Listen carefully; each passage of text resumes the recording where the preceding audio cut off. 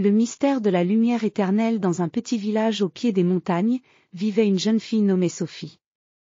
Sophie était connue pour sa curiosité et son amour pour les sciences.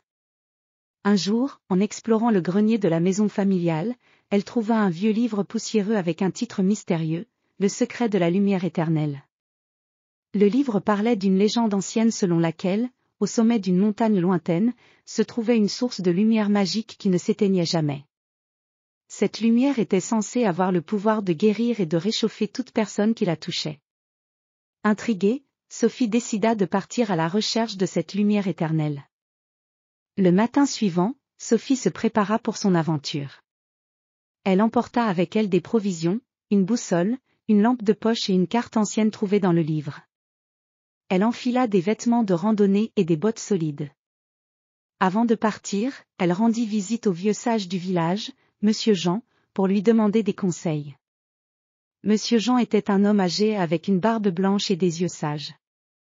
Il était connu pour ses connaissances en légendes et en histoires anciennes. Il expliqua à Sophie que la montagne était remplie de dangers, mais aussi de merveilles. Il lui donna un pendentif en forme d'étoile, qu'il dit avoir des propriétés protectrices. Sophie entreprit son voyage en suivant le sentier indiqué sur la carte.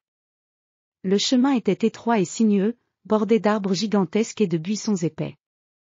Les rayons du soleil perçaient à peine à travers les branches, créant des jeux de lumière dansant sur le sol.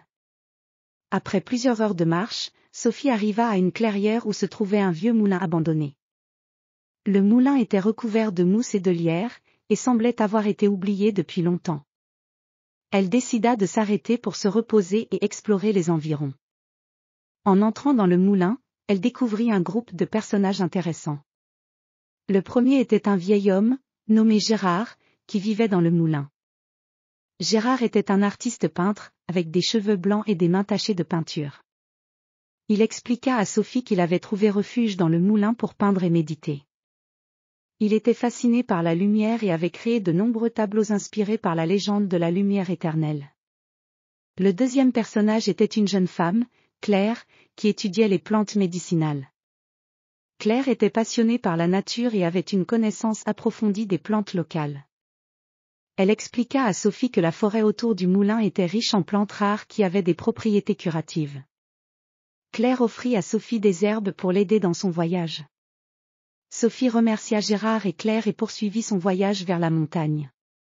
En grimpant, elle traversa des paysages variés, des champs de fleurs colorées, des rivières cristallines et des rochers escarpés. La montée était difficile, mais la vue imprenable sur la vallée en valait la peine.